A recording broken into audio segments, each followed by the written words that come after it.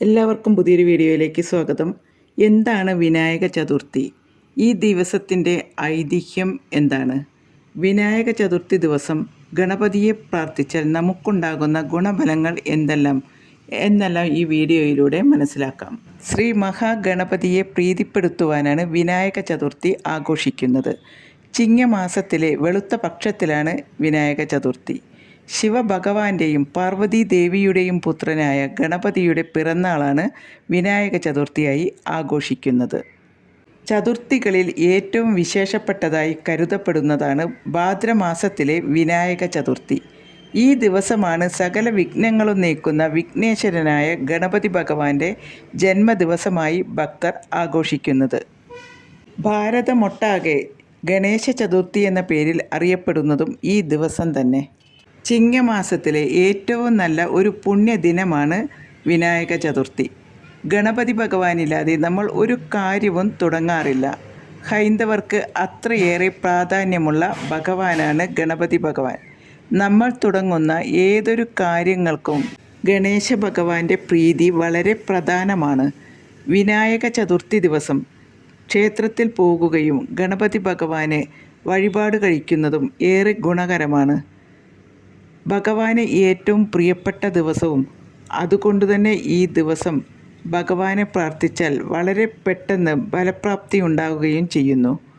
തലേ ദിവസം ഒരിക്കലെടുത്ത് പിറ്റേന്ന് രാവിലെ ഗണപതി ക്ഷേത്ര ദർശനം നടത്തി വഴിപാടുകൾ കഴിക്കുക. മറ്റു ആഘോഷങ്ങളെപ്പോലെ തന്നെ ഗണേശ ചതുർത്ഥി ആഘോഷവുമായി ബന്ധപ്പെട്ട് പല ഐതിഹ്യങ്ങളും ആചാരങ്ങളും നിലവിലുണ്ട്. പുരാണങ്ങളിൽ പല വിധത്തിലുള്ള ശാപങ്ങളുടെയും ശാപമോക്ഷങ്ങളുടെയും വരം നൽകുന്നതിൻ്റെയുമെല്ലാം കഥകൾ കാണാൻ കഴിയും. അങ്ങനെയുള്ള ഒരു ശാപകഥയാണ് അത്തവും ചതുർത്ഥിയും ചന്ദ്രനെ കാണരുതെന്ന ഐതിഹ്യം. ഇതു സംബന്ധിച്ച് പല ഐതിഹ്യങ്ങളുമുണ്ട്. അതിലൊരു ഐതിഹ്യമാണ് പറയുന്നത്. ഗണപതി ഭഗവാന് ഏറ്റവും ഇഷ്ട ദിവസമാണല്ലോ അത്തം ചതുർത്ഥിയായ പിറന്നാൾ ദിനം. ഇഷ്ടപ്പെട്ട ഭക്ഷണവും മോദകവുമെല്ലാം എല്ലാവരുമായി കഴിച്ച് ആഘോഷിച്ച് അങ്ങനെ രാത്രിയായി. ഈ ആഘോഷത്തിൻ്റെ ലഹരിയിൽ പിറന്നാൾ ദിനത്തിൽ കഴിഞ്ഞ കാര്യങ്ങളെല്ലാം ആലോചിച്ച് അങ്ങനെ സന്തോഷത്തോടെ ഗണപതി ഭഗവാൻ നടന്നു പോവുകയായിരുന്നു. പിറന്നാളാഘോഷത്തിൻ്റെ സന്തോഷത്തിൽ അങ്ങനെ ഉലാത്തിക്കൊണ്ടങ്ങനെ ഇരിക്കുമ്പോൾ കാലൊന്ന് തെറ്റി വീണു, മലർന്ന് വീണുപോയി. നേരെ മേലോട്ട് നോക്കിയപ്പോൾ കണ്ടത് ചന്ദ്രൻ മേലെ ഇരുന്ന് ചിരിക്കുന്നതാണ്. തന്നെ കളിയാക്കി ചിരിക്കുകയാണെന്ന് തെറ്റിദ്ധരിച്ച ഗണപതി ഭഗവാന് ചന്ദ്രനോട് അടക്കാനാവാത്ത ദേഷ്യം വന്നു. ഇത് തന്നെ അപമാനിക്കുകയാണെന്ന് തോന്നിയ ശ്രീ ഗണേശൻ ചന്ദ്രഭഗവാനെ ഈ വിധം ശപിക്കുന്നു. ഏതൊരുവൻ നിന്നെ ഈ ദിവസം ദർശിക്കുന്നുവോ അവന് ദുഷ്പേര് കേൾക്കേണ്ടി വരും. ചെയ്യാത്ത തെറ്റിന് ശിക്ഷ അനുഭവിക്കേണ്ടി വരികയും ചെയ്യും. സംഭവിച്ചു പോയതിൽ പാശ്ചാത്താപം തോന്നിയ ചന്ദ്രഭഗവാൻ ക്ഷമാപണം നടത്തുകയും ശാപമുക്തിക്കായി അപേക്ഷിക്കുകയും ചെയ്യുന്നു. എന്നാൽ നൽകിയ ശാപം തിരിച്ചെടുക്കുക അസാധ്യമായിരുന്നു. ഒരു നിമിഷത്തെ ആലോചനയ്ക്ക് ശേഷം ശ്രീ ഗണേശൻ പറഞ്ഞു, ഇന്ന് ഭാദ്രപദ മാസത്തിലെ ചതുർത്ഥിയാണ്. അതുകൊണ്ട് ഇന്ന് മുതൽ എല്ലാ കാലങ്ങളിലുമുള്ള ഭാദ്രപദ മാസത്തിലെ ചതുർത്ഥിക്കും നിന്റെ ദർശനം എല്ലാവരും ഒഴിവാക്കട്ടെ.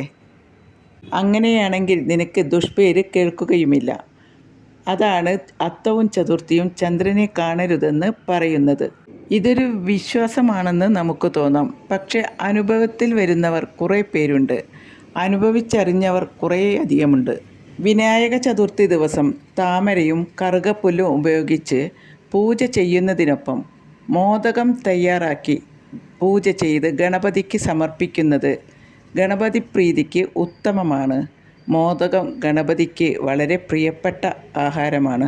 ഗണപതി ഭഗവാന്റെ പ്രിയപ്പെട്ട ദിവസമായതിനാൽ അന്നേ ദിവസം ഗണപതി ഭഗവാനെ പ്രാർത്ഥിക്കുന്നവർക്ക് വേണ്ടുവോളം അനുഗ്രഹങ്ങൾ ചൊരിയുന്നു ഭഗവാൻ.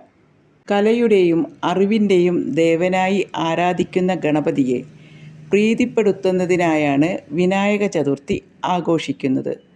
ഗണപതി വിഘ്നങ്ങൾ തീർക്കുന്നുവെന്നും ഭക്തർക്ക് പൂർണ്ണമായ വിശ്വാസമുണ്ട്. ഹൈന്ദവരുടെ എല്ലാ പ്രധാന ചടങ്ങുകളിലും തുടക്കം കുറിക്കുന്നത് ഗണപതി ഭഗവാനെ പ്രീതിപ്പെടുത്തിക്കൊണ്ടാണ്.